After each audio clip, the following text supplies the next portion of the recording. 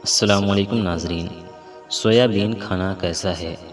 محترم ناظرین، آج کی اس ویڈیو میں ہم آپ کو یہ بتانے والے ہیں کہ سویابین کھانا حلال ہے یا حرام ہے۔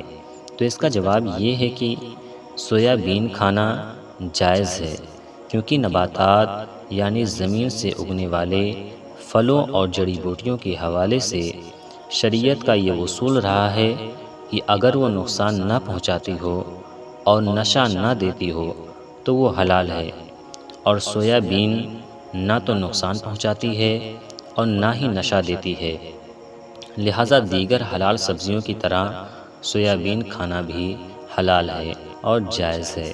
امید ہے آپ کو ویڈیو پسند آئی۔ تو ویڈیو کو لائک اور چینل کو سبسکرائب ضرور کریں۔ السلام علیکم۔